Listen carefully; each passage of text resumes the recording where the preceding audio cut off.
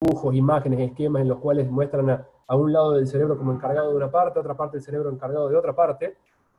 Hay gente que se pone creativa y te describe toda la segmentación de las estructuras cerebrales con palabras y hace unas imágenes simpáticas ahí. Fíjense, en esa imagen han logrado meter todo, hasta los pares craneales están ahí. Bueno, y por ejemplo, acá vemos otro de los esquemas en los cuales hablan bien de que del lado izquierdo es la parte del cerebro lógico, el analítico, el que se encarga del lenguaje, de procesar muchas cosas, y el lado derecho del cerebro vendría a ser la parte que tiene, la parte más creativa, la parte artística, la musical. Entonces, bueno, siempre vamos a ver estos esquemas que lo representan de esta manera. Y esto es importante, ya vamos a ver por qué les muestro esto, y acuérdense que después cuando lo vemos en las imágenes lo vamos a ver al revés, ¿cierto? Que el cerebro, el lado derecho va a estar del otro lado. Bueno, vamos a empezar rápidamente con lo primero y principal, que es la segmentación del cerebro en los distintos lóbulos, ¿sí? Que por ahí parece fácil, pero no es tan sencillo. Muchas veces, o por lo menos a los residentes que recién arrancan, como es el caso de ustedes, por ahí les cuesta mucho entender a dónde está cada lesión.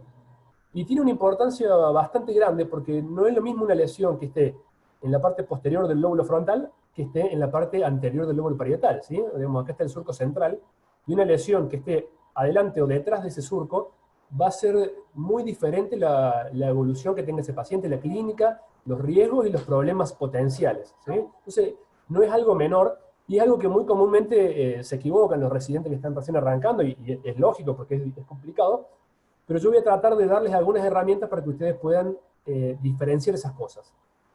Entonces, lo que vamos a hacer hoy, principalmente van a ver que la primera parte de la clase son un montón de esquemas, muchísimos esquemas, y después vamos a empezar a abrir imágenes de algunos pacientes que fui guardando para mostrarles ejemplos prácticos de lesiones. Primero vamos a ver anatomía normal en un paciente en vivo, como si estuviésemos informando, y después vamos a ver algunas alteraciones que comprometen ciertas estructuras, y por ahí vamos a empezar a entender por qué es importante distinguir estas cuestiones. Bueno, está sin más preámbulo, entonces está el lóbulo frontal, el lóbulo parietal, el lóbulo occipital y el temporal. Hasta acá parece fácil, pero después cuando vamos a las imágenes, realmente diferenciar uno de otro por ahí no es tan sencillo. Bueno, y eso vendría a ser la parte, si lo vemos por la parte externa del cerebro. Después también está la parte medial del cerebro, y bueno, en este caso tenemos un corte que pasa por la línea media, y podemos ver a esos mismos lóbulos, pero en su cara medial. Después vemos esta gran comisura, que es una unión entre la sustancia blanca, la comunicación entre la sustancia blanca de un hemisferio y el otro, que es el cuerpo calloso, y vamos a ver todas las estructuras que se encuentran en la línea media, que conforman el tronco cerebral, ¿sí? Y el cerebelo acá, que en este corte de la línea media estaríamos viendo al vértice. Bueno, rápido como a modo de introducción, el telencéfalo es la parte más distal, digamos, lo que está constituido por los hemisferios cerebrales. El diencéfalo es la parte que está, digamos, entre los hemisferios cerebrales y el tronco, ¿sí? El hipotálamo, el subtálamo, el tálamo, la glándula pineal está en esta zona también, y los cuerpos geniculares. Y después ya venimos a lo que conforma el tronco cerebral, con el mesencéfalo, la protuberancia y el bulbo medular, ¿sí? Bueno, entonces vamos a profundizar un poco, vamos a rascar un poquito la superficie, porque hasta ahí venimos bien, y como les digo, a veces a algunos se les complica eso también.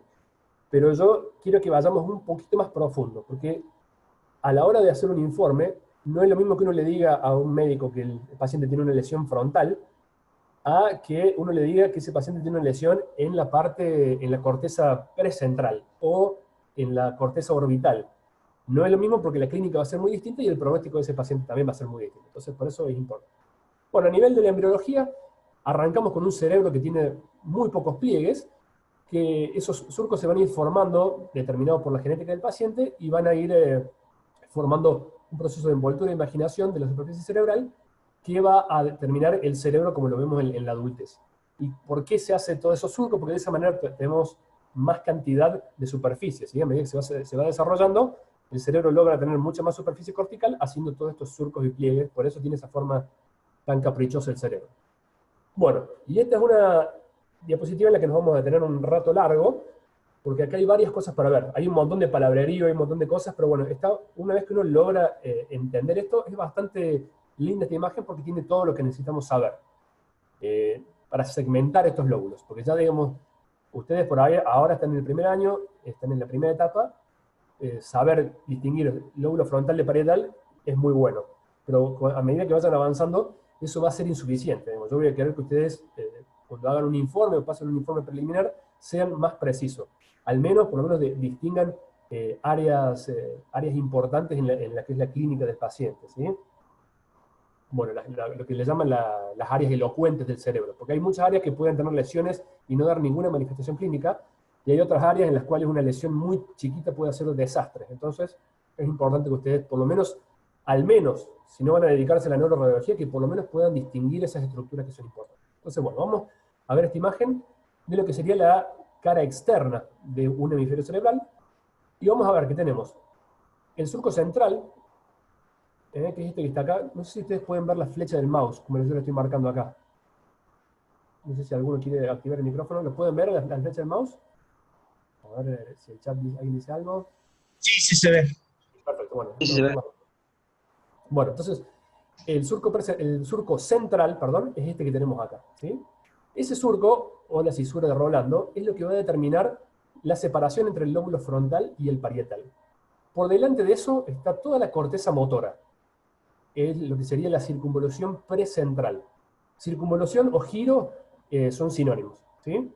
Por ahí en la literatura sajona, si leen algo en inglés, seguramente lo van a leer como dice acá, gyrus, que vendría a ser el giro. Por ahí en español yo uso más la palabra circunvoluciones, pero es indistinto, como les quede más cómodo. Y, bueno, y después, posterior a esa cisura, tenemos la corteza postcentral, ¿sí? Que esto ya es parte del parietal. Y ya vamos a ver qué función tiene cada una, pero esta área es muy, muy importante. Es como que ustedes cuando arrancan a evaluar el cerebro, lo primero que tendrían que hacer es identificar ese surco, porque una vez que identificaron ese surco, es como que ya tienen la segmentación bastante sencilla. Y en base a eso, después, ustedes hacen una imagen coronal, sagital y axial, si pueden, o al menos dos de esas, y pueden evaluar una lesión e identificar en qué lóbulo está. Sobre todo está muy cerca de estos surcos divisorios. Bueno, entonces vamos para la parte de adelante. Vamos al lóbulo frontal, que es todo esto que tenemos acá. Es bastante grande el lóbulo frontal. Por eso les digo que es importante que sean un poco más específicos, porque no es la misma una lesión en esta corteza precentral que una lesión acá adelante. Por ejemplo, las contusiones cerebrales del lóbulo frontal, por lo general, son el resultado del impacto del cerebro contra el techo de la órbita, ¿sí? O sea, con la fosa craneal anterior. Entonces, muchas de las lesiones contusivas las vamos a ver o en el polo anterior, si choca contra el frontal, o en la parte anteroinferior, si choca contra el techo de la órbita, digamos. Esa lesión no es lo mismo que una lesión si el paciente ha tenido algún problema en esta región. Bueno, ¿y cómo dividimos entonces esto? Fíjense que el lóbulo frontal tiene, aparte de ese lóbulo, esa cisura central, perdón, que divide parietal de central, tenemos una cisura, un surco precentral, ¿sí? Por delante del central precentral, que es este que está acá, y después tenemos otros dos surcos que son el frontal superior y el frontal inferior.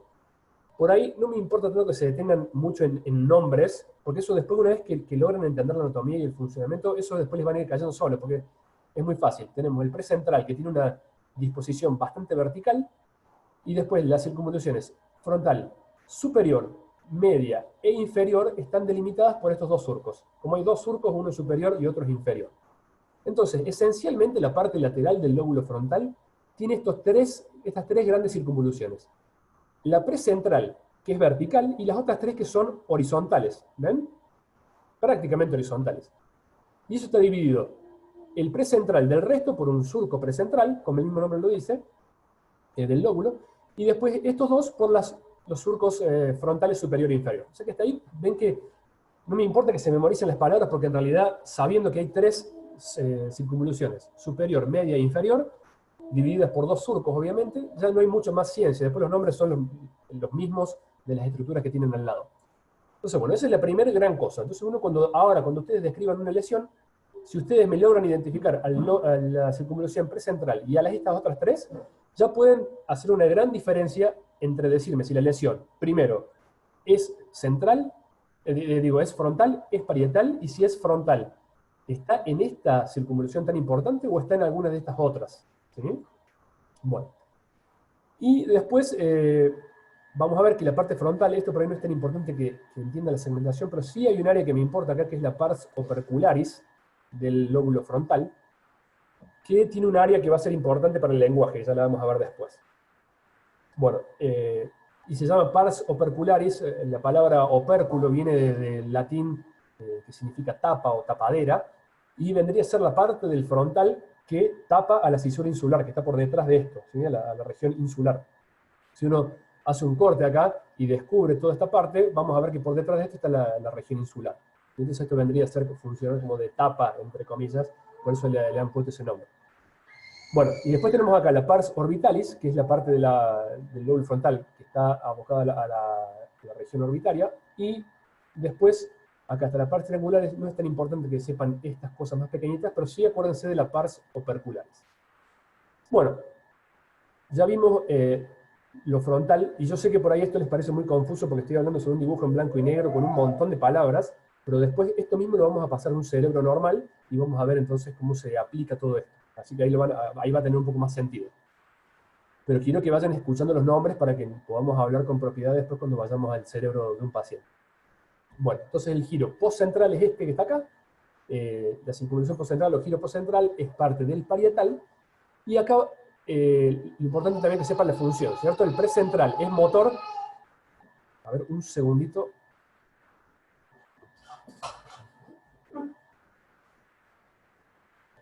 Bueno, disculpe por ahí, está la familia por acá dando vueltas, la gordita gritando. Bueno, perdón. Vamos entonces con el lóbulo parietal. Una vez que identificamos el lóbulo parietal, tenemos que saber que el postcentral es bastante parecido en su dirección al precentral. Y después, en la parte posterior, tenemos por ahí un poquito más difícil diferenciar estas estructuras, pero hay un gran surco acá que es el surco parietal o intraparietal, y eso divide el lobulillo parietal superior y el lobulillo parietal inferior. ¿Sí? A su vez, dentro del lobulillo parietal inferior vamos a encontrar el giro supramarginal y el giro angular, ¿sí? Que son otros dos giros que están acá, y básicamente al giro supramarginal lo vamos a encontrar al final de esta otra gran cisura acá, que es la cisura de Silvio, y al giro angular lo vamos a encontrar después de este giro, de este surco acá, que es el surco temporal. Entonces, bueno, es un lío, yo sé que es un lío, pero lo vamos a ver en el cerebro y va a empezar a tomar forma todo. Bueno, entonces, tenemos el parietal, se divide en estos tres grandes giros. El postcentral, el lobulillo parietal superior, y el inferior, que a su vez tiene estos giros adyacentes, ¿sí? Que son el supramarginal y el angular. Después tenemos en la región pareto-occipital, ¿sí? Tenemos un pequeño lobulillo pareto-occipital, y después tenemos el surco pareto-occipital, y acá tenemos el lóbulo occipital. ¿Sí? Bueno, entonces ya vamos a ver cómo dividimos este surco, cómo lo vemos en las imágenes. Esto es bastante fácil de identificar en una imagen sagital, y podemos separar el lóbulo parietal del occipital.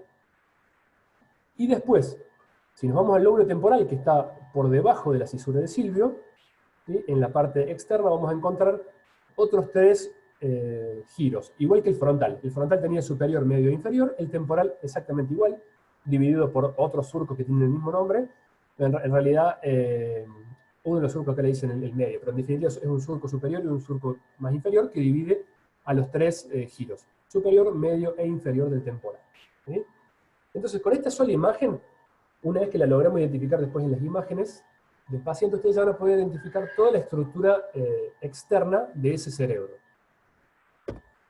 Bueno, acá en una imagen un poquito más tridimensional tenemos todo lo mismo. Yo por ahí después les puedo dejar a esto, o pueden conseguir estas imágenes, y acá ven de vuelta todas esas circunvoluciones mencionadas por ahí en castellano para que las tengan un poquito más clarito, pero ven cómo si identificamos la cisura de Silvio, por arriba tenemos frontal y parietal, y después por debajo tenemos el temporal. Y el temporal tiene estos tres giros que mencionamos recién, lo mismo con el frontal, superior, medio e inferior, después el precentral, el postcentral, lobulillo parietal superior, inferior y el lóbulo occipital. Entonces ya vieron que por lo menos vamos empezando a escuchar algunos términos, y quiero que se interesen por saber que por lo menos tenemos estos giros, porque por ahí a veces hago que algunos de los residentes informen el cerebro, y pareciera que les estuviera hablando en arameo cuando les cuento de estos giros, y en realidad no es tan difícil aprenderlo si uno lo aplica en el paciente. Bueno, a todo esto eso es la región lateral del cerebro, ¿sí? Después, si lo vemos por arriba, en un corte, supongamos que estamos viendo un corte axial del cerebro, nos vamos a topar con este corte, digamos, vamos a ver este esquema, lo vamos a ver en el axial también, donde tenemos que tratar de identificar de nuevo la circunvolución superior, frontal, la media y la inferior. ¿Sí? Vamos a identificar el surco precentral, la región, digamos, la circunvolución precentral, la cisura de Rolando, o surco central, y después el lóbulo parietal para atrás.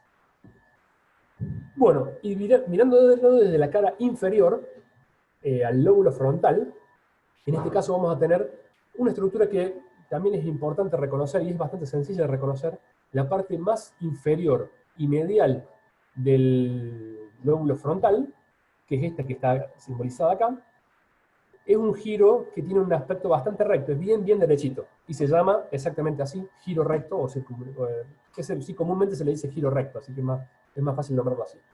Y después tenemos el surco orbital, que tiene esta disposición acá medio como en H, por lo menos esquemáticamente, y tenemos los giros orbitarios, medio, lateral, anterior y posterior. No me interesa que se memoricen todo esto, digamos, llegó el momento, si ustedes tienen una lección ahí, pueden machetear y saber, esto es como una división por ahí menos importante en la práctica diaria, sobre todo si no se van a dedicar a neuro, pero bueno, sepan que todo el cerebro está segmentado. Y importante por ahí reconocer el giro recto. También es un lugar, esta es una zona donde muchas veces asienta la patología traumática, ¿sí? Las contusiones hemorrágicas, como les decía antes, el paciente cuando hace un golpe y el contragolpe, muchas veces tenemos lesiones en este giro, o en esta región del cerebro, así que es importante que por lo menos sepan reconocer algunas de estas estructuras. Bueno, y si vamos acá a una imagen tomográfica, tenemos una cosa que les quiero mencionar, que lo vamos a ver después. ¿Se acuerdan el esquema que vimos recién acá? Que tenemos el giro frontal superior. Acá lo tenemos, ¿sí? Este que está acá vendría a ser el giro frontal superior. Cuando nosotros vayamos subiendo y bajando en los cortes axiales, vamos a poder identificar que hay un surco frontal superior en esta zona, que va a dividir esto de esto. Pero, obviamente, en un esquema esto es muy bonito, tenemos un surco perfectamente delimitado, bien derechito. En la práctica no es tan así, por eso se hace un poquito más difícil pasar del esquema a la imagen. Pero bueno, si ustedes siguen este que está acá, que es ese surco, si ustedes lo van siguiendo con los ojos mientras van pasando para arriba y para abajo las imágenes axiales, van a poder identificar que es un surco que se continúa hacia adelante, ¿sí? Y eso nos va a delimitar la circunvolución frontal superior de la media. Y hacia atrás, ese surco superior, frontal superior, va a contactar, digamos, va a terminar en la circunvolución precentral. Así que si ustedes logran identificar esta cisura, este surco, cuando se vayan para atrás se van a topar con que eso termina en la circunvolución precentral. Y acá hay una cosa muy importante que nos ayuda a encontrar esta circunvolución precentral, que es una estructura, es digamos, una disposición bastante constante de la circunvolución precentral, es que tiene el signo del omega, ¿sí? Tiene una estructura acá que le llaman el signo del omega, o en inglés muchos la mencionan como el hand knob, ¿sí? El hand knob vendría a ser esta perilla de la puerta, que uno la agarra con la mano, ¿sí? Y tiene la particularidad que si uno cuando le menciona el hand knob en esta zona coincide con la corteza precentral que tiene toda la información de la mano. Así que si ustedes se acuerdan del hand knob, si se acuerdan de esa perilla de la puerta, asocian las dos juntas, el signo del omega y el de la puerta, ustedes saben que es el signo de la mano, ¿sí? Que ahí van a tener información de la mano. Entonces ahí empezamos a meter un poquito de información funcional. Bueno, entonces, si yo les dije que este es el surco frontal superior, esta es la circunvolución frontal superior, esta que está acá es la media, no la alcanzamos a ver en este corte a la inferior, la vamos a ver cuando vayamos bajando, pero ya es importante, entonces que ya identifiqué tres estructuras muy importantes y las puedo delimitar entre sí. Entonces, si bien esta es una tomografía que por ahí uno dice no es el estudio más fácil de usar para diferenciar las estructuras cerebrales, sin embargo, claramente yo puedo ver este surco, puedo ver este giro, este otro giro y este delimitado claramente. Entonces, una vez que yo identifique eso, yo ya puedo decir que por acá atrás tenemos el surco central. ¿Sí? Entonces, este que está acá, por detrás del signo del omega, es el surco central o la cisura de Rolando, que está marcado acá con la flecha roja. ¿Sí? Perfecto. Entonces, yo ya sé que en este corte tengo lóbulo frontal desde esta línea hacia adelante. Y hacia atrás voy a tener el lóbulo parietal. Entonces, fíjense, parece una cosa súper difícil, pero con dos cosas que ustedes identifiquen, que se identifican muy fácilmente, hay que por ahí hacer un poquito el ojo, pero si ustedes ahora empiezan a mirar cerebros normales van a ver que lo van a encontrar prácticamente siempre a este surco frontal superior y al surco central. Entonces con eso ya diferenciaron una gran cosa, que es frontal de parietal, que parece sencillo, y créanme que cuando estén en la guardia y les pregunten, no va a ser tan fácil de definir a dónde está la lesión. Pero bueno, entonces primera gran cosa, ese surco, identificar al surco central, al surco frontal superior, y a este signo del omega que por ahí les ayuda a confirmar. Ven acá también se ve esa formita que tiene, como un buboncito, como esa perilla que veíamos de la puerta. Ahí está la región que codifica para la mano, ¿sí? La parte motora de la mano. Bueno, entonces, bueno, acá lo vemos de vuelta, en este caso en una resonancia, vemos el signo del omega, y algunos llaman el signo de la T a esa unión entre el surco frontal superior y el surco precentral, como para ayudar en la segmentación. Me voy a fijar en el chat que veo que están bien. Ah, bueno, están poniendo el presente nomás. Perfecto. Bueno. Perdón, vamos para atrás de vuelta. Bueno, entonces el signo no me importa que se sepan estos nombres, no es que alguien por ahí... El signo del omega por ahí sí es importante, pero no me importa que sepan muchos nombres, pero sí me gustaría que de esta clase aprendan a diferenciar estas estructuras y reconocer ciertos reparos anatómicos que les van a ayudar a analizar un cerebro como corresponde. Bueno, y ahora vamos a pasar a esta cuestión acá que es importante, que es el homúnculo. El homúnculo es un ser de aspecto humanoide que han inventado para mostrar cuál es la representación de las partes del cuerpo en esas dos circunvoluciones tan importantes que son la precentral y la postcentral. La precentral es la corteza motora primaria y la postcentral es la corteza sensorial sensitiva primaria. ¿Sí? Bueno, y acá tenemos esquematizado a dónde se encuentran las áreas que codifican para cada estructura. Y van a ver que una cosa importante que tiene el homúnculo, ya vamos a entrar en detalle en otra imagen que se ve un poco más clarito, pero fíjense que, por ejemplo, el tamaño que tiene la cara y el tamaño que tiene el torso, ¿sí? Entonces acá van a ver que hay una, si ustedes, digamos, se ponen a pensar 2 segundos, van a saber que es muy importante la motricidad fina de la mano. Entonces, sin duda que el área que se ocupe de la mano va a ser un área grande. Y por ahí el torso tiene un rango de movimientos mucho más limitado, mucho más tosco, por así decirlo. No requerimos una motricidad fina en el torso. Entonces eso va a tener un área mucho menor, porque son mucho menos las neuronas que necesitamos para movilizar esa zona. ¿Sí? Bueno, y lo mismo pasa con la corteza sensitiva. Ustedes, si se ponen a pensar cuáles son las zonas más sensibles que uno tiene, el tacto en la mano, la sensibilidad de la cara, el gusto en la boca, en la lengua, por eso ustedes van a ver que son todas áreas importantes. Bueno, entonces fíjense en este esquema acá, tenemos una imagen coronal, ¿sí? Acá estamos justo en un corte que pasa por la corteza precentral, ¿sí? La corteza motora, y vamos a ver que en este sector más inferior de la parte medial vamos a tener la información de los genitales. En la parte que sería la más medial de la corteza precentral, cuando la vemos por arriba, o sea, eso que vimos antes, la perilla de la mano, ese signo del omega, lo que está medial a eso, generalmente está codificando todo lo que es la pierna, ¿sí? Un poco el torso y el muslo, la pierna, el pie, ¿sí? Eso es importante. Después, bueno, obviamente tenemos el signo del omega, ahí está la zona que codifica para la mano, y después tenemos por debajo de la mano toda una gran área que se aboca a lo que es la cara. Todos los movimientos de la cara, todos los gestos de la cara están dominados por esta región.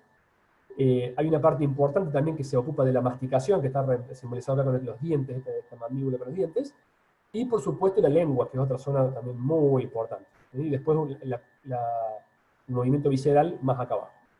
Bueno, y la parte sensitiva, fíjense que es bastante similar, no es muy diferente. Por ahí sí, fíjense que la pierna acá parece más grande que del otro lado, pero bueno, es que si ustedes conocen el homúnculo motor, casi que conocen el sensitivo también, salvo que se quieren poner súper finos, pero eso ya es más tarea del neurólogo por ahí. Bueno, y hay muchos esquemas de estos, dibujitos, esquemas 3D, bueno, y acá han hecho la escultura, para que ustedes vean la desproporción que tiene este homúnculo. Fíjense, acá bien gráfico como la mano es un área muy, muy importante y casi que domina todo el resto.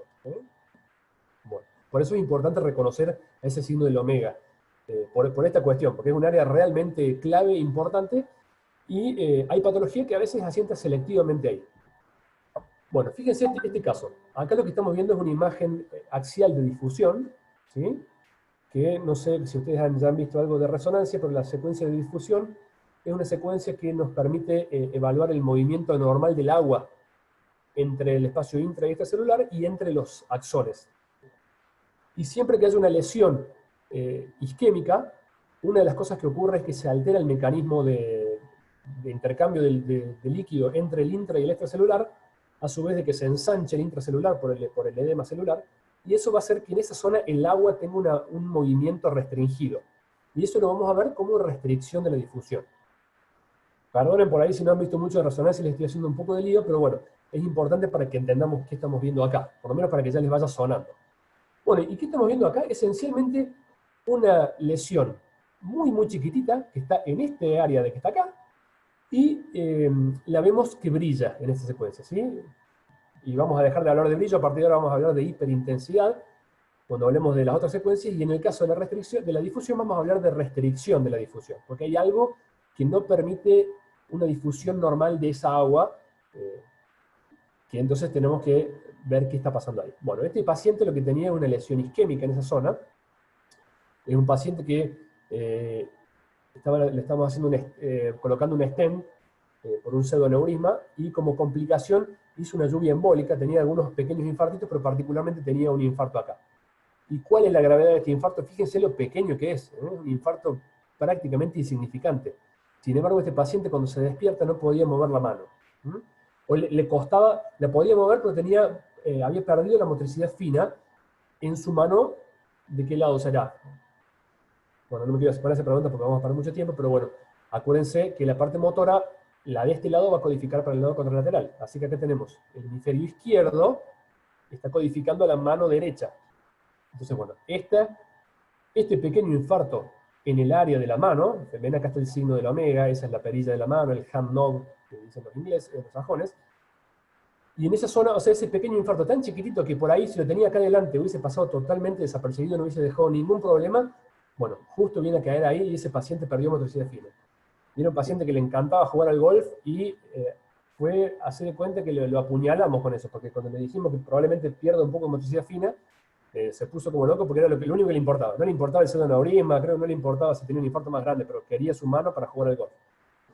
Bueno, entonces, pero ven qué importante que es diferenciar, porque no es lo mismo que yo le diga a un neurólogo o a alguien que está en la guardia, que me pide un protocolo de stroke o ACV por este paciente, que yo le diga, bueno, tiene un infarto frontal, o tiene un infarto parietal, si le estoy pifiando a la zona.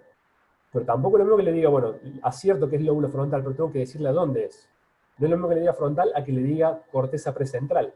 Y no es lo mismo que le diga corteza precentral a me parece que está en la zona de la mano. Entonces el otro va a decir, ah, mira cómo sabe esto, porque así realmente el problema está en la mano. Bueno, entonces como vimos esto, esa es la zona de la mano. Y yo les dije que medial a esto va a estar la zona que codifica principalmente para la pierna. Entonces si la lesión estuviese acá en vez de acá, este paciente por ahí tendría un déficit motor en su pierna o en su pie, dependiendo de qué tan grande sea el infarto.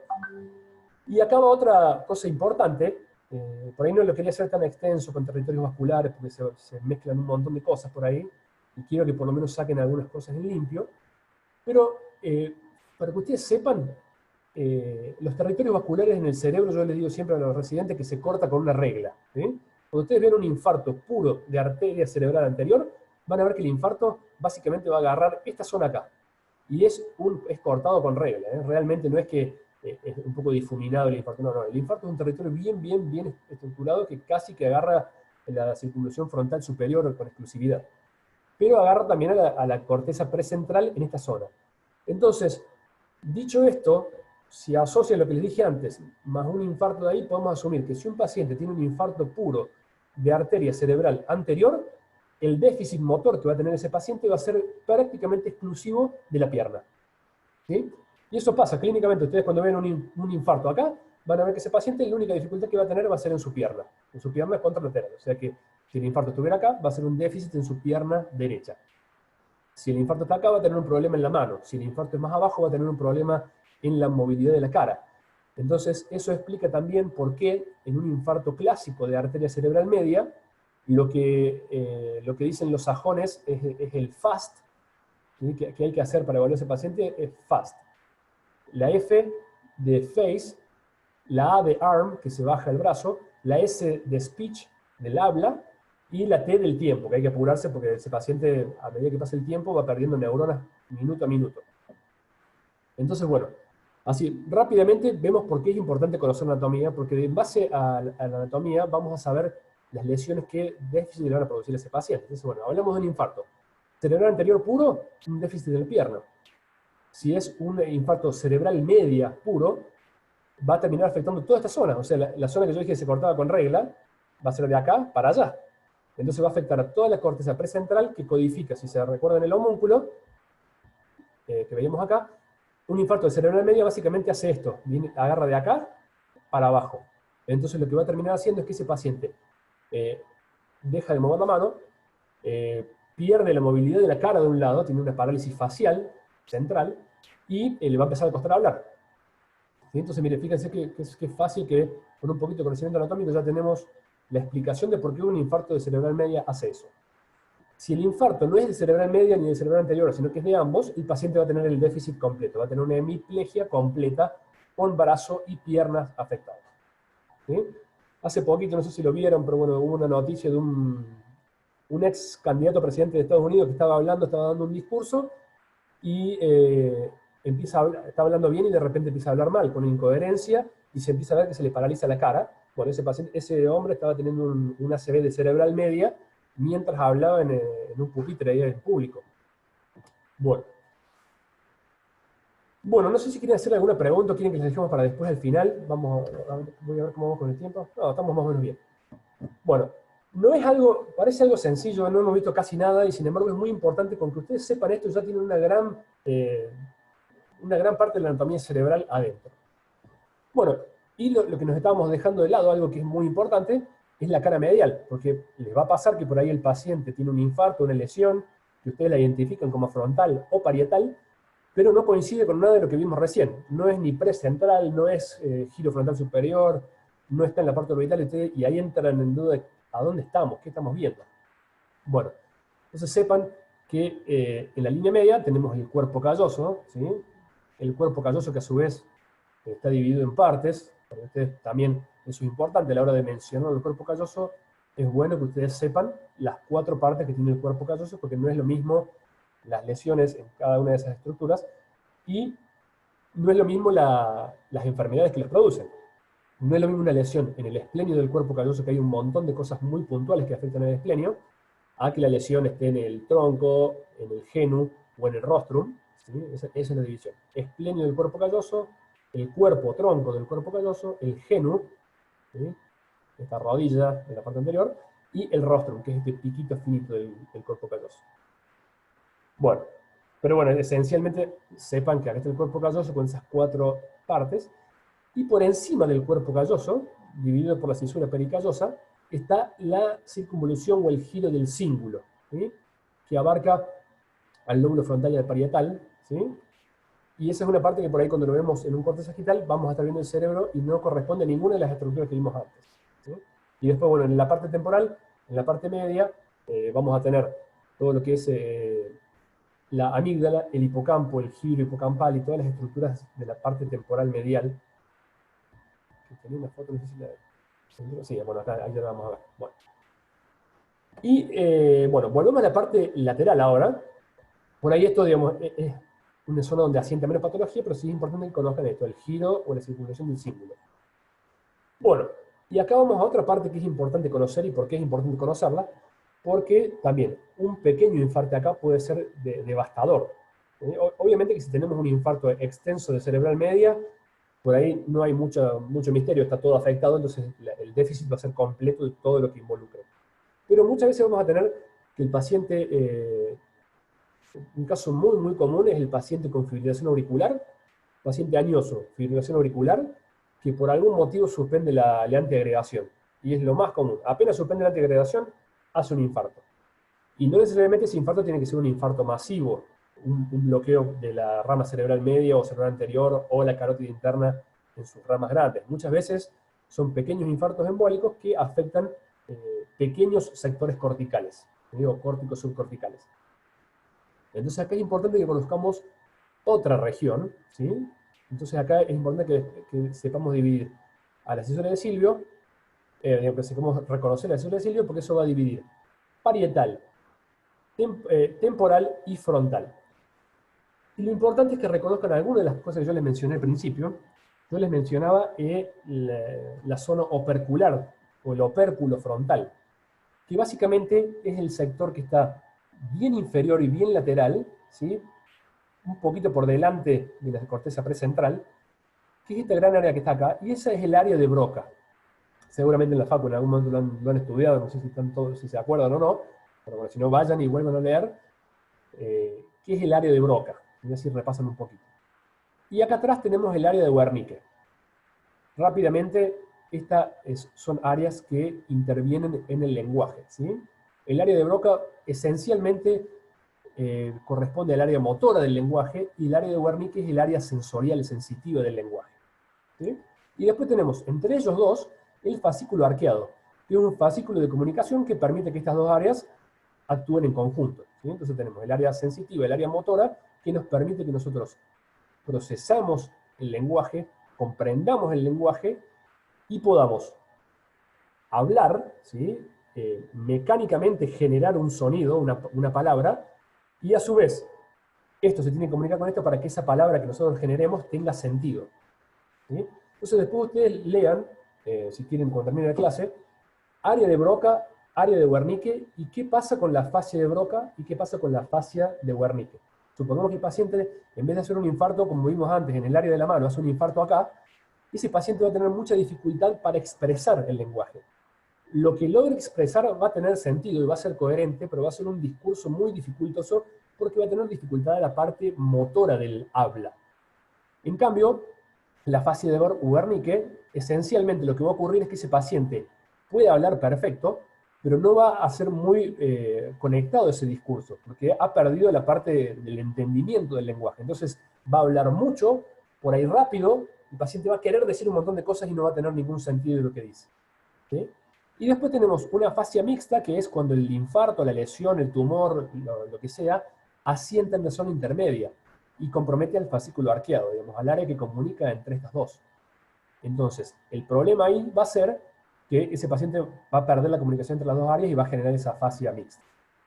Bueno, entonces, para que ustedes ubiquen el área de Wernicke, básicamente está acá en la circulación supramarginal, entre la circulación supramarginal y la circunvolución temporal superior. Entonces, si yo busco un lóbulo temporal, ubico a la circunvolución temporal superior, me voy hacia la parte bien posterior, hasta el final de la cisura de Silvio, y ahí voy a tener el área esperable donde vamos a encontrar a Wernicke, ¿sí?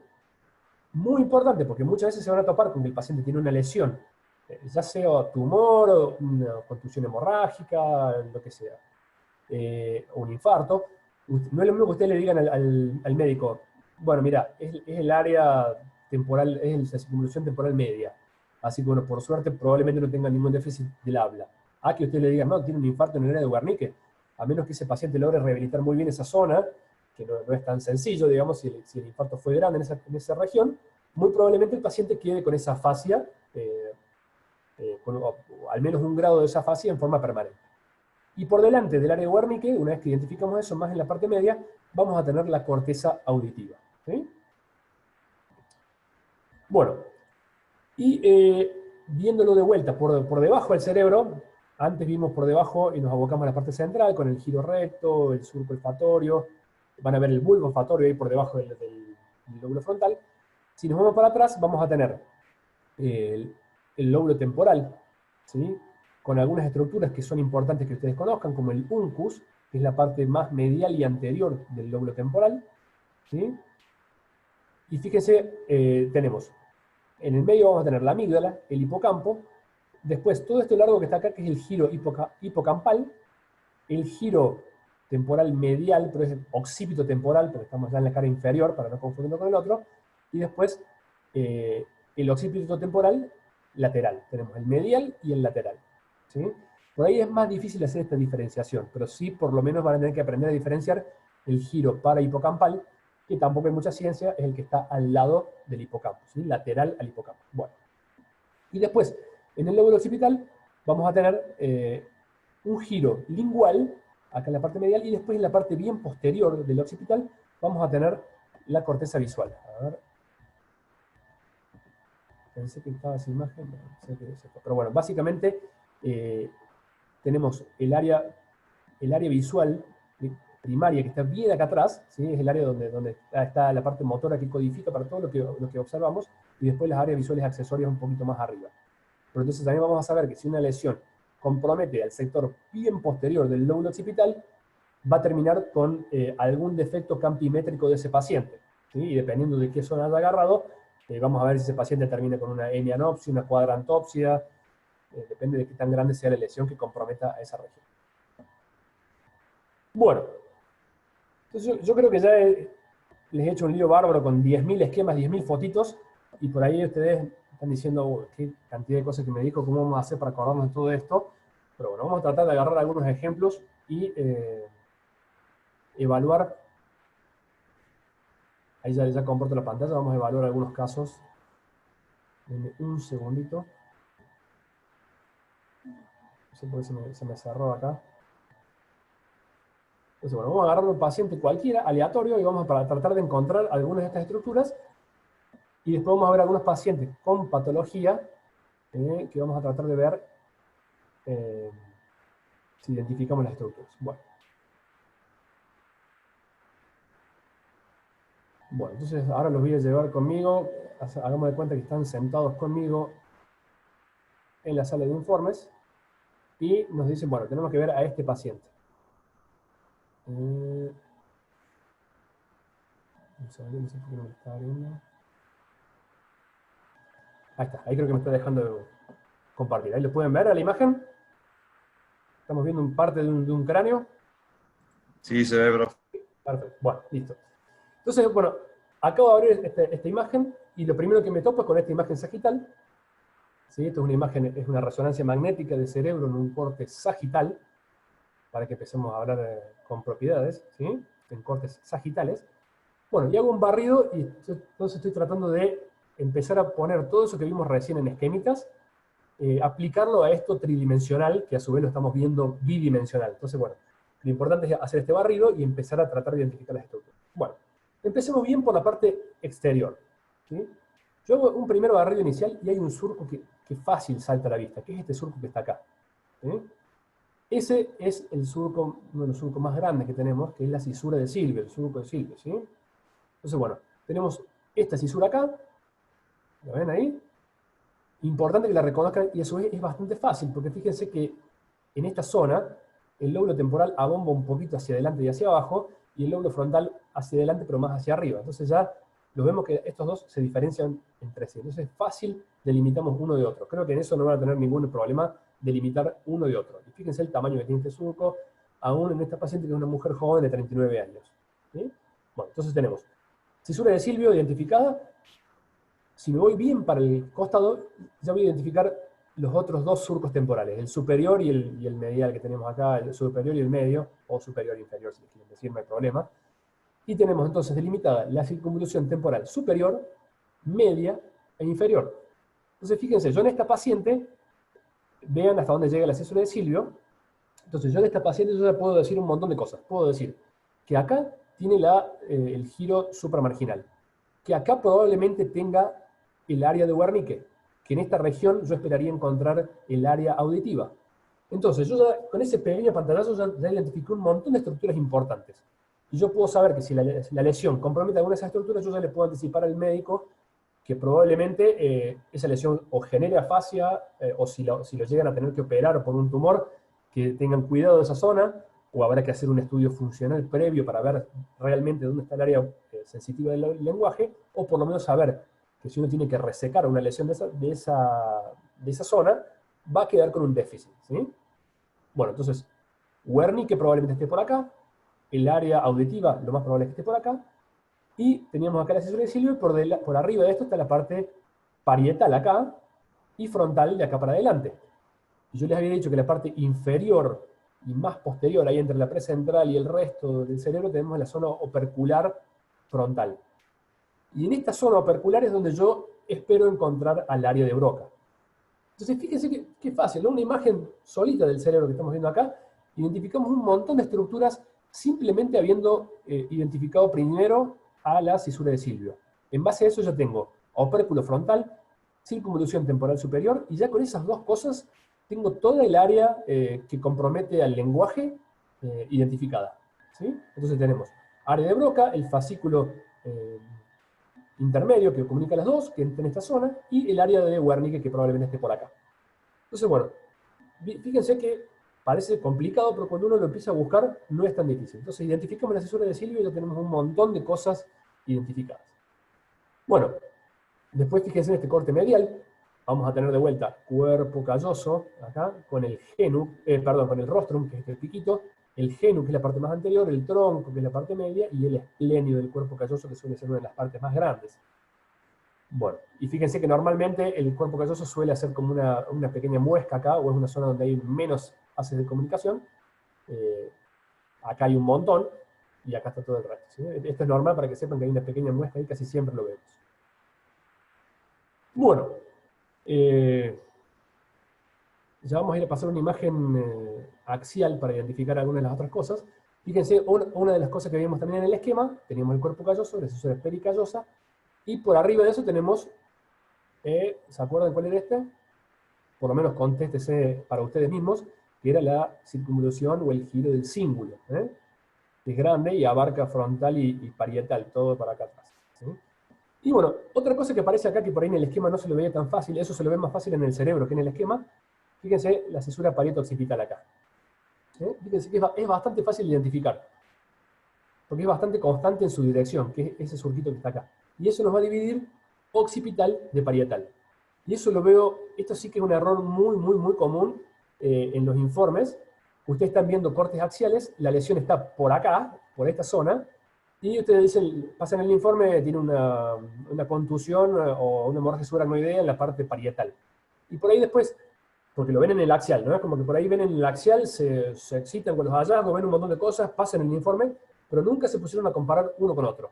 Y por ahí cuando ustedes comparaban, veía que en realidad eso que ustedes creían que era parietal es occipital. Entonces vamos a hacer un ejercicio, vamos a ver una imagen axial con una imagen sagital. Entonces, bueno, si bien son secuencias diferentes, no importa. Vamos a ver, porque por ejemplo pasa que están informando, supongamos que este paciente, acá, ¿ven? Hay un pequeño foquito hiperintenso ahí en esta secuencia que se llama secuencia FLAIR. Bueno, ahí hay un foquito. Entonces, muy comúnmente ustedes van a decir, bueno, frontal acá adelante, parietal acá atrás, es una lesión parietal posterior y hacen toda la descripción perfecta. Ahora, si ustedes ven este puntito acá, en realidad no corresponde a parietal. Fíjense que ya superamos la cisura parieto-occipital, entonces esa es una lesión occipital. Probablemente en esa región una lesión de ese tamaño no traiga ningún problema.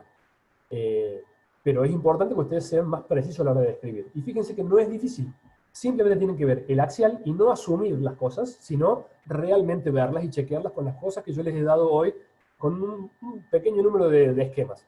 Porque fíjense que hasta ahora lo que hemos hecho es no ver más de 10 diapositivas con esquemas y después pasar al cerebro y tratar de aplicar eso a la anatomía tridimensional de este paciente. ¿Sí?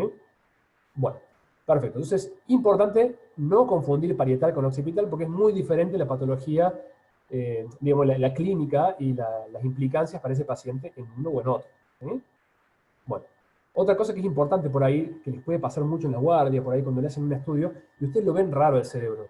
Si lo ven raro y no lo ven como están acostumbrados a verlo, siempre chequeen esto que está acá, esta línea, para que ustedes sepan cómo se planificó ese estudio, porque muchas veces se van a topar con que el paciente tenía la cabeza en posición rara y que no lo dejaron que la planificación sea automática y no ajustó como debía ser. Entonces por ahí ustedes están viendo las cosas muy raras, pero en realidad porque está mal angulada la imagen. Entonces eso es algo que también tengan en cuenta. Si les parece muy raro, siempre miren en otro plano.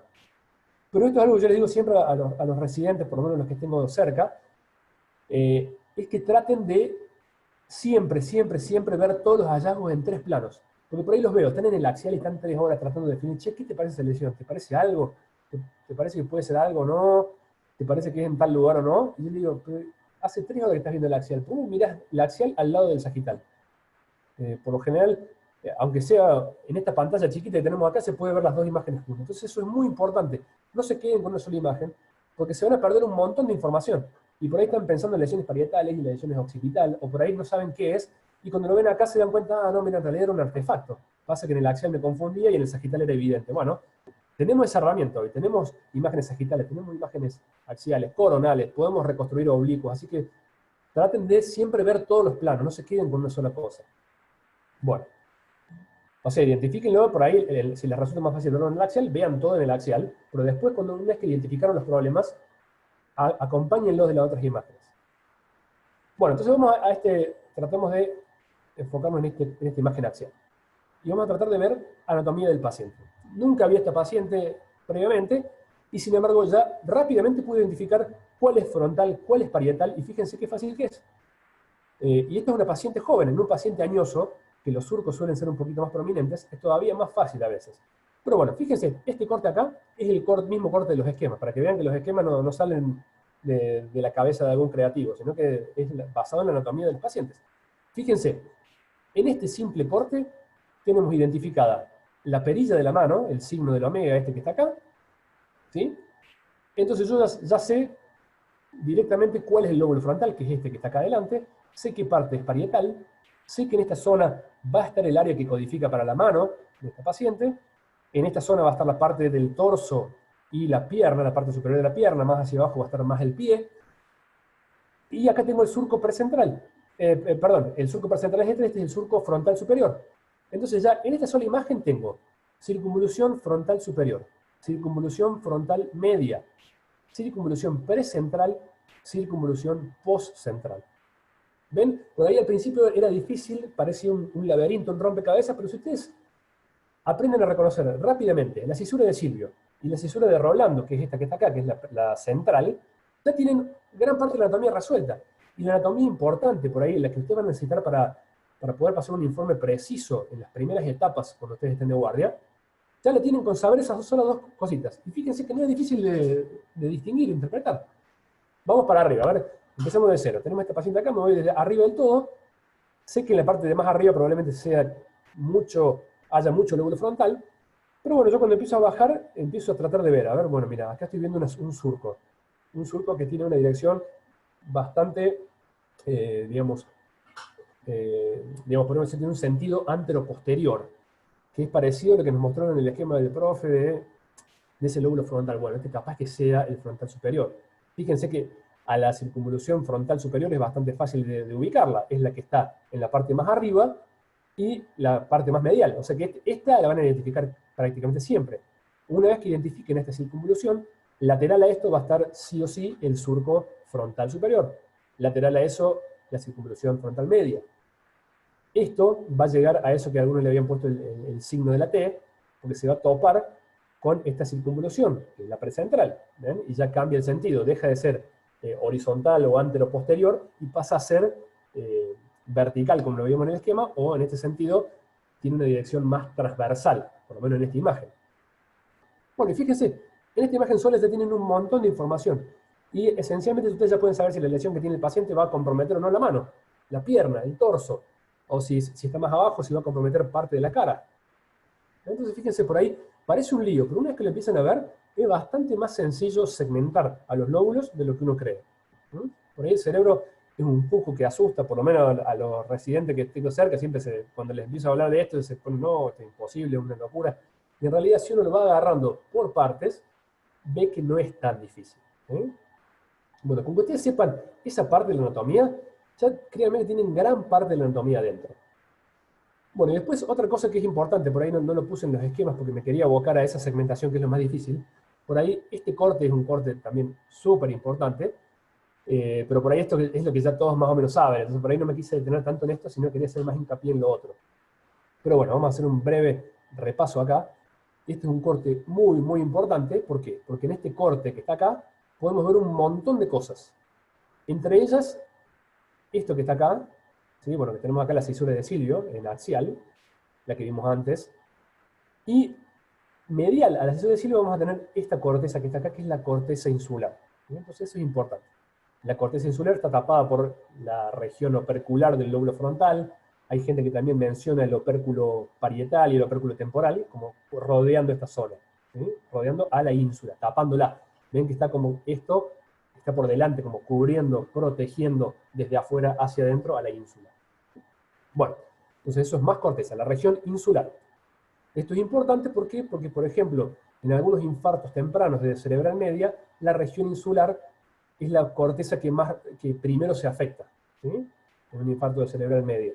Entonces, por eso es importante conocerla a la región insular también, identificarla. Bueno, si nos vamos un poquito más al medio, digamos, si nos vamos yendo medial, de esta corteza insular tenemos un área de sustancia blanca que es la cápsula extrema, una pequeña bandeleta de sustancia gris, que es el claustro. Después tenemos la cápsula externa, el núcleo lenticular y la cápsula interna. ¿Sí? Entonces hay una cápsula externa y una cápsula interna. Hay una cápsula extrema también, pero es difícil reconocerla en las imágenes. Entonces, con que sepan, o con que no se olviden de que hay una cápsula externa y una interna, y ustedes detallan dónde se ubica la lesión, también eso les va a ayudar mucho. Entonces, ustedes, no es lo mismo que me digan que el paciente tiene una lesión en el núcleo lenticular, a que me digan la lesión está en la cápsula externa o en la cápsula interna. Y no es lo mismo que me digan que está en la cápsula interna a que me digan está en el brazo anterior o en el brazo posterior. Muy, muy diferente la clínica. ¿Y por qué es importante? Yo le digo correlacionar la anatomía con lo funcional. Porque ustedes tienen que tratar de entender que una lesión acá no es lo mismo que una lesión acá. Y estamos hablando de 1 centímetro de distancia por ahí. Por eso es importante que ustedes entiendan cuál es la función. ¿Y cuál es la función? Volvamos acá arriba, corteza precentral, área de la mano, área de la pierna, área de la cara. Todos estos haces, ¿sí? Todos esos axones que salen de estos núcleos que tenemos acá en la corteza, ¿sí? Van a bajar. Van a bajar en paquetes, se van a distribuir en haces. ¿Sí? Esos haces son los haces córtico-espinales, porque van de la corteza a la médula espinal para inervar toda la parte inferior. Recordemos, tenemos la mano y la pierna, esto tiene que ir de acá hacia abajo. Entonces, ¿qué va a hacer? ¿Qué recorrido va a hacer esto? Viene por acá, baja por el centro semioval, que se le llama la sustancia blanca cuando estamos acá arriba. Cuando llegamos al nivel de los ventrículos laterales, pasa a llamarse la corona radiada. Ese haz córtico-espinal entonces va a pasar centro semioval, corona radiada, y se va a ir empaquetando en lugares cada vez más pequeñitos. Y va a pasar por un desfiladero chiquitito que es la cápsula interna en la parte posterior. Entonces fíjese qué importante, un pequeño infarto acá puede ser devastador, porque ese mismo pequeño infarto que tenía el paciente en la mano, el que les mostré el ejemplo, que le tenía acá, le va a generar un problema de la mano. Ahora, ese mismo pequeño infarto lo tiene en la cápsula interna, en la parte posterior, y el paciente puede quedar hemipléjico, completo, ¿sí? Porque toda la información se empaquetó y pasó por ahí. ¿Sí? Entonces, vean por qué es importante conocer las estructuras. Bueno, ¿qué otra cosa nos delimita la cápsula interna? Esto que está acá, que es la cabeza del núcleo caudado. ¿Sí? El núcleo caudado es un núcleo que va por la parte lateral y ligeramente inferior del ventrículo lateral, entonces ustedes lo van a ver siempre que está lateral y un poquito inferior al ventrículo lateral, que es este. ¿Sí? Entonces acá tenemos, en la parte anterior tenemos a la cabeza. Si me empiezo a ir para arriba, vamos a ver el cuerpo, y el cuerpo se va haciendo cada vez más pequeño, y en la parte de acá inferior, por delante y lateral, a la parte atrial del ventrículo lateral, vamos a encontrarnos con la cola del núcleo caudado, que muchas veces la podemos ver, pero a veces es difícil porque es muy, muy pequeñita. Sin duda es más fácil verla a la cabeza. Y la patología se entra mucho más frecuentemente en la cabeza porque tiene mayor superficie también. Bueno, y la otra estructura que delimita esa cápsula interna es esta estructura que está acá, que la vimos en uno de los esquemas en forma sagital al principio, que son los tálamos. ¿Sí? Tálamo izquierdo, tálamo derecho, y esto que ustedes ven acá, que es un puente entre ambos, que es la masa intermedia, que es la comisura que comunica a los dos tálamos. Si me voy un poquito más atrás, tenemos esta estructura que está acá, que es algo que ya vimos recién en la parte sagital, que es el esplenio del cuerpo calloso. ¿Sí? Fíjense la cantidad de cosas que podemos ver. Y acá tenemos el genu del cuerpo calloso, ¿ven? Esplenio, genu, cuerpo calloso. Si no me creen, o piensan que les estoy diciendo cosas descabelladas, vamos a volver a la primera imagen, ahora. ¿A dónde se me fue? No, ese. Acá está. Bueno, vuelvo a esta primera imagen que les mostraba antes, y fíjense, como si yo hago un corte acá, vemos que efectivamente pasa por el genu del cuerpo calloso y el esplenio del cuerpo calloso. Así que ven, es bastante fácil en realidad si ustedes piensan. Yo les digo, ¿qué estructura es esta? Lo único que tienen que hacer es seguir para dónde va y para dónde va. ¿Y qué señal tiene? Tiene señal igual que la sustancia blanca, entonces definitivamente es sustancia blanca que comunica con sustancia blanca. ¿Quién hace eso en el cerebro? El cuerpo calloso. ¿Mm? ¿Quién hace eso en esta región acá? La masa intermedia comunicando los tálamos. Bueno, y si nos vamos un poquito para abajo de este corte, tenemos lo que es el tronco cerebral. Y el tronco cerebral tiene tres elementos distintivos, que son el mesencéfalo, con los pedúnculos cerebrales. ¿Sí? Acá tenemos, fíjense, ahí está el acueducto cerebral, ya entrando al cuarto ventrículo. Teníamos acá, habíamos visto recién los ventrículos laterales. Vamos a abocarnos al axial de vuelta. En esta parte de acá, fíjense que está un poquito por debajo y entre medio de los tálamos, que es el tercer ventrículo. El tercer ventrículo se comunica hacia abajo con el cuarto ventrículo a través del acueducto cerebral. Entonces eso es importante reconocer el acueducto cerebral dentro del mesencéfalo. Y el mesencéfalo tiene los pedúnculos cerebrales y después toda la parte posterior con la placa tectal, los colículos, todo el resto del mesencéfalo. Y si vamos bajando, nos vamos a encontrar con la protuberancia. ¿Sí? Yo les digo una forma fácil de identificar a la protuberancia es a través de los pedúnculos cerebelosos. Recién mencioné a los pedúnculos cerebrales, que son estos que están acá, que comunican el tronco con el cerebro, pero después tenemos al tronco que se comunica también con el cerebelo. Entonces el tronco se comunica a través de 2 pedúnculos con el cerebro y a través de 6 pedúnculos con el cerebelo. Entonces esencialmente va a haber un pedúnculo por cada una de las estructuras que mencioné. Entonces, por ahí unos que son difíciles de ver, que son estos que alcanzamos a ver acá, y ya lo vamos a ver en la parte sagital, se verían un poquito más fácil. Volvemos a abrir la imagen sagital para evaluar esta parte. Y fíjense, vamos de vuelta a la línea media. Bueno, mesencéfalo, que es este que está acá, o sea, vamos subiendo, ¿ven? De vuelta. Los pedúnculos cerebrales, corresponden a esta zona que está acá, que es el mesencéfalo. Esta estructura que hace la pancita, que protruye, es la protuberancia. Protuberancia. El mesencéfalo, fíjense que este plano que está acá, de acá hacia el cerebelo, se une a través de ese pequeñísimo puente que es el pedúnculo cerebral superior. Y en el axial también van a poder identificar, a veces no tan fácil, pero hay otro muy chiquitito que es el que comunica al bulbo con el cerebelo. Entonces, esencialmente tenemos mesencéfalo, protuberancia y bulbo, cada uno con su pedúnculo cerebeloso, superior, medio e inferior. Muy sencillo.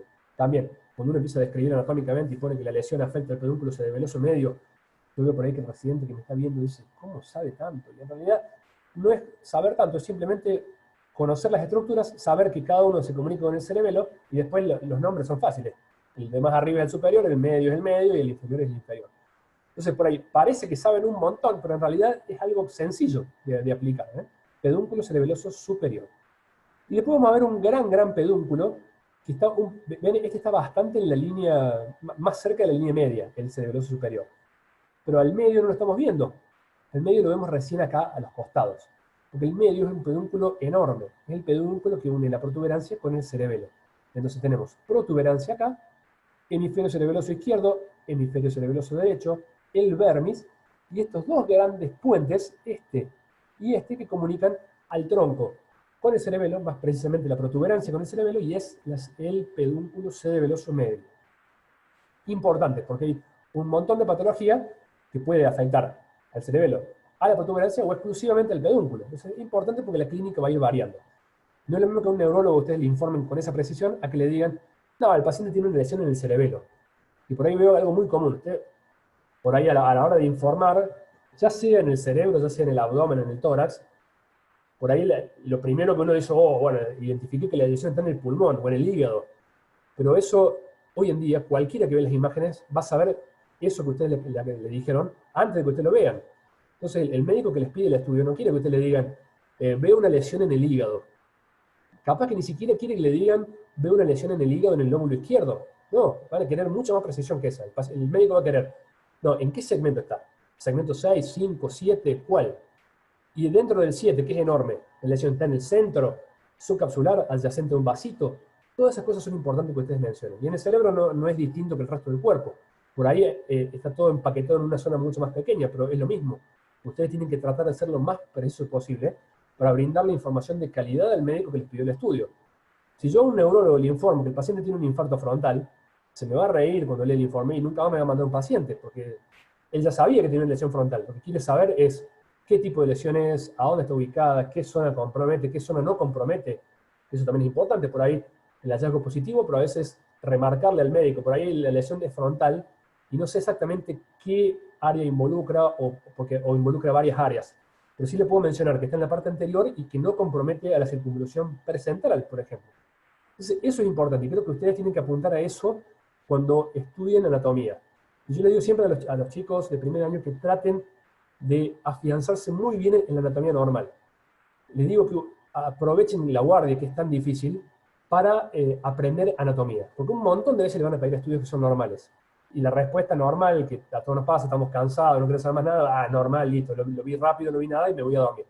Pero por ahí está bueno, si tienen un tiempito y les quedan algunas neuronas despiertas, que revisen esas imágenes y digan, bueno, a ver, me pidieron el informe porque el paciente tuvo un golpe frontal.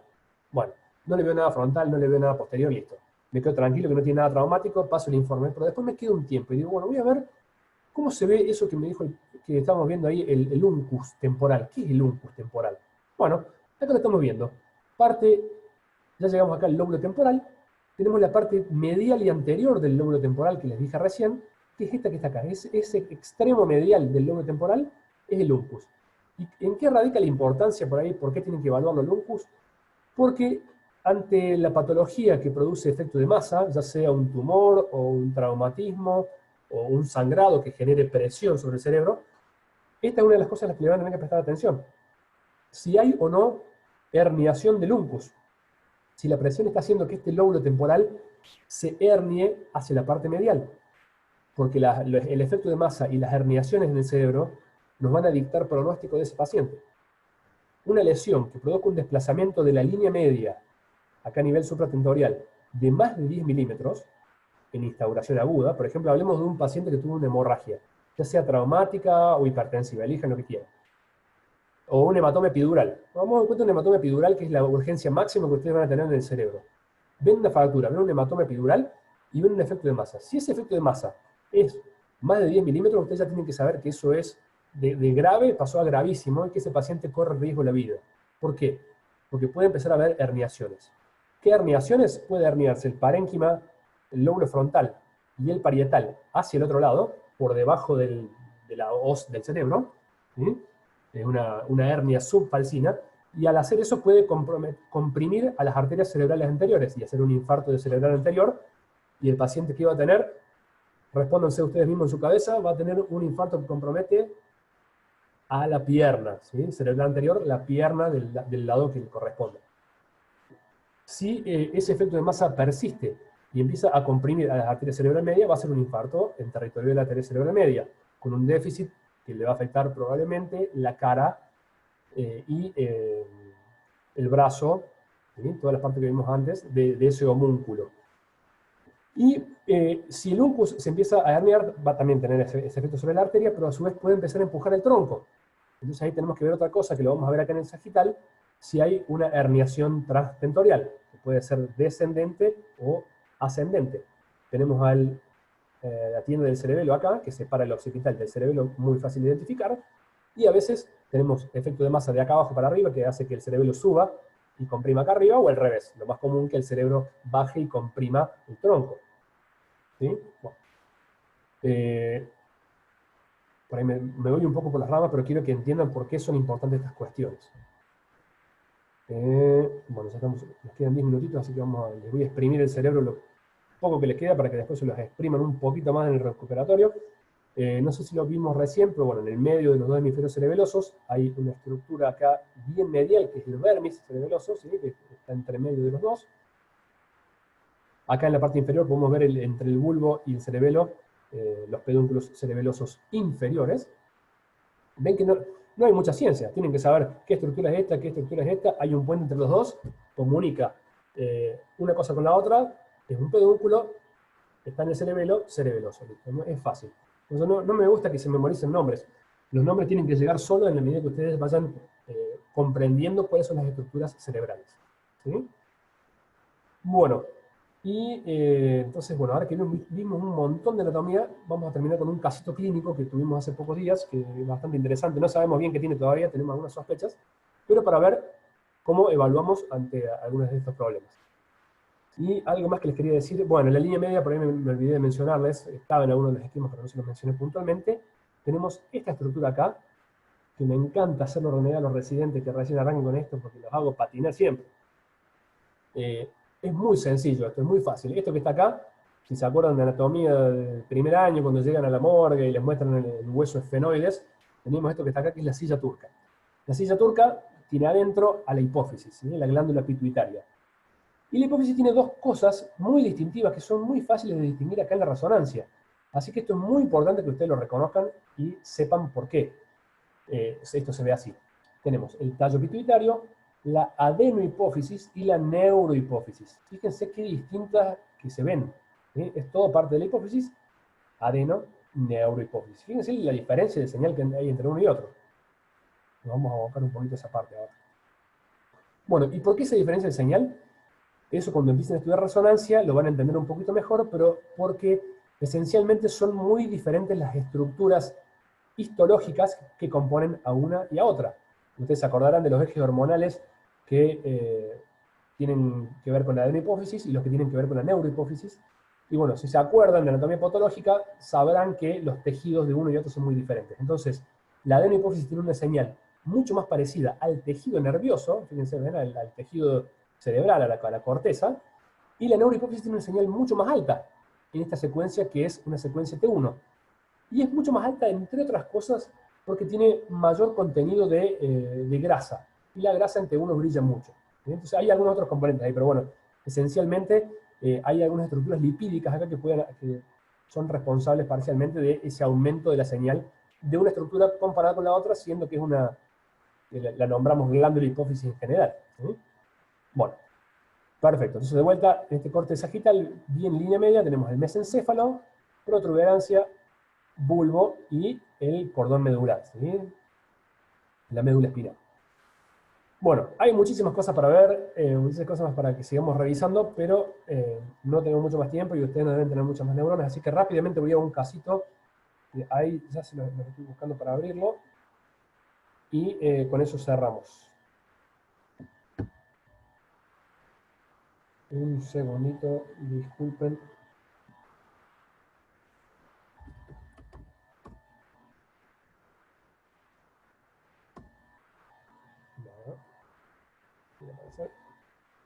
Ahí estamos. Bueno. Vamos a ver, de vuelta, abrimos un paciente X, vamos a tratar de identificar las cosas que les mencioné recién. Por ahí van a ver que la anatomía puede ir variando un poquito, pero miren, me fui arriba de todo. Lo primero que veo con mucha facilidad, de vuelta, un paciente joven, o sea que no tiene involución del parénquima, así que fíjense que es lo que vamos a encontrar en el día a día. Este vendría a ser el cerebro más difícil de evaluar, el de un paciente joven, porque está todo más apretado, y sin embargo se ve perfecto. Cisura frontal superior, circunvolución frontal superior, circunvolución frontal media, circunvolución precentral, signo del omega, handoff, área de la mano. ¿Ven? Qué fácil. Y acá atrás está el lobo parietal. Fíjense, en una sola imagen. No es difícil, ¿ven? Es simplemente, uno tiene que ir para arriba, para abajo, identificar y no dejarse llevar por todos los recovecos del cerebro. Pero tratar de identificar estas estructuras, ¿ven? Es bastante más grandecito, termina acá atrás, topa con esta otra circunvolución, se asemeja a todo lo que venimos viendo. Bueno, esto lo van a encontrar con bastante constancia. Esta vueltita que hace la circunvolución precentral. Por ahí, si la ven de este lado, es un poquito más rara, tiene como una doble lobulación, no es la perilla de la mano perfecta que ustedes se querían encontrar, pero bueno, termina la cisura acá en esta zona, coincide. Tenemos la circunvolución frontal superior acá, hasta acá atrás llegamos, hay un surco grande acá, debe ser el central.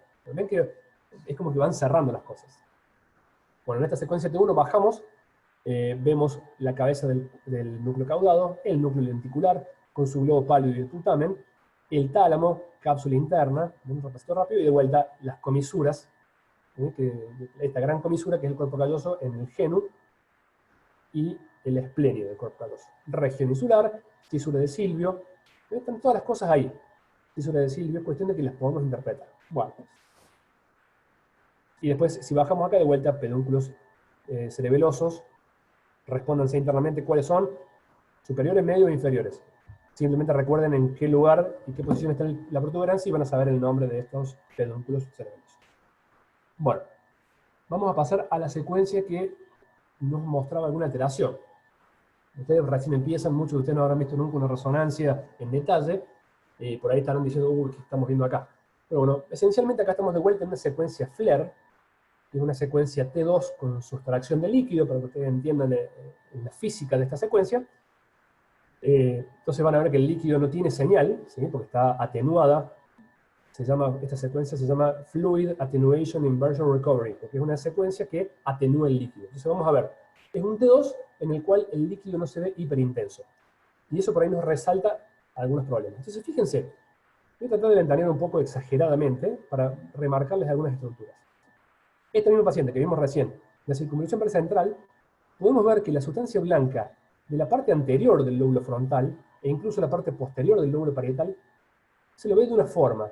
Y acá en la circunvolución precentral que identificamos recién, se la ve de otra forma. ¿Ven que tiene una hiperintensidad que no es normal? Y yo les decía recién que esa hiperintensidad, bueno, digamos que esta zona correspondía a la corteza motora. Esto va a bajar por el centro semioval, por la corona radiada, y se va a ubicar en la parte posterior de la cápsula interna. Y si ustedes siguen esa hiperintensidad, hace ese camino. Arranca ahí arriba, ¿ven? Arranca desde acá arriba, fíjense acá. Hay hiperintensidad en la sustancia blanca subcortical. De ahí bajamos al centro semioval, a la corona radiada, aunque se pierde un poquito ahí. Acá de este lado se ve un poquito mejor que está afectada ese haz corticoespinal casi hasta acá abajo. Y podemos ver una tenue hiperintensidad ahí en la parte posterior de la cápsula interna. Se continúa hacia abajo, sigue hasta los pedúnculos cerebrales, y después, si se fijan esto que es acá el mesencéfalo, no es lo mismo el mesencéfalo acá adelante que acá atrás. También hay una hiperintensidad de esta región, ¿sí? de la región que rodea al acueducto, la región periacueductal, que también compromete a los pedúnculos cerebelosos superiores. Entonces, ven cómo todo eso que estuvimos viendo recién, cómo se aplica en este paciente y cómo es importante conocer esas estructuras, porque no es lo mismo que yo le describa al médico, bueno, tiene algunas lesiones acá arriba, frontales, a que yo le diga, comprometen la sustancia blanca de la circunvolución precentral, compromete al haz córtico-espinal, compromete a parte del pedúnculo, compromete al mesencéfalo en la región periacueductal, a los pedúnculos cerebelosos superiores, y también compromete en cierta medida la sustancia blanca del cerebelo. Son pequeñas las lesiones, pero compromete un poquito a la protuberancia y un poquito a la sustancia blanca del cerebelo. Y también hay algunas lesiones, y ya las vieron cuando pasábamos, en la parte occipital. Como este paciente tenía un montón de clínica, tiene un temblor esencial, tiene problemas en la visión, tiene blefarospasmo, un montón de cuestiones que las podemos explicar si describimos todas estas cosas. Si yo no describo todas las lesiones y no veo en qué zonas están y no describo con precisión esas zonas, no voy a poder explicar por qué este paciente tiene un déficit visual. Si yo les digo que esto es parietal porque lo veo medio posterior, o les digo que es temporal porque acá viene el temporal y acá ya me parece que es temporal, no. Vamos a hacer una cosa, lo que yo les dije, búsquenlo. ¿No saben bien dónde está esa lesión? Busquemos una secuencia que nos permita definir anatómicamente dónde estamos parados. Entonces, bueno, a ver, vamos a ubicarnos acá atrás. De vuelta, fíjense qué fácil que salta el surco parieto-occipital. Me voy un poquito para afuera, qué fácil que salta el surco de la cisura de Silvio.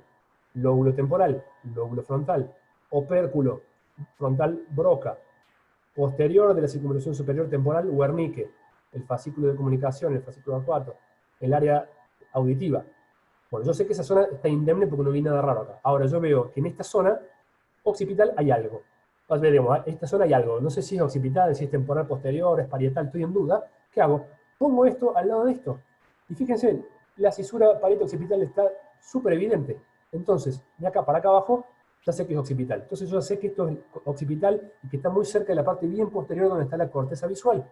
Entonces, esto me explica por qué el paciente está con dificultad para ver y tiene una visión borrosa y ha perdido agudeza visual. Después hay problemas en el tronco, eso me puede explicar por qué el paciente está con algunos espasmos musculares en la parte orbicular. Está con temblores, está con algunas dificultades motoras. Entonces estamos viendo todas las lesiones que tiene este paciente que unifican un poco toda la anatomía que estuvimos viendo recién. Bueno, estamos en tiempo.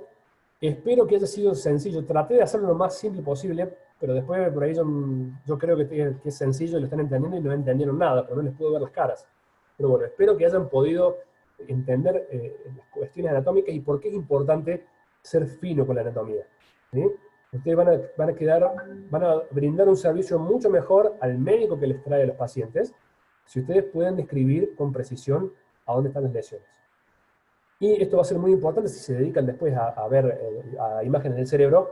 Va a ser vital que ustedes sean súper precisos en la descripción, porque el neurocirujano que va a operar a un paciente, o el neurólogo que va a seguir a un paciente con SB, le va a importar mucho saber precisamente dónde está cada lesión, porque no es lo mismo una lesión acá que 1 milímetro más atrás, ¿sí? Entonces, eso quiero que les quede claro. Importante, ¿por qué es la precisión? Porque cada pequeña área de la función, cada pequeña área va a tener su función y puede variar mucho. Puede tener un infarto enorme en una parte no elocuente y no dar síntomas, y puede tener un infarto muy pequeñito en un lugar preciso y dejarlo al paciente hemipléjico.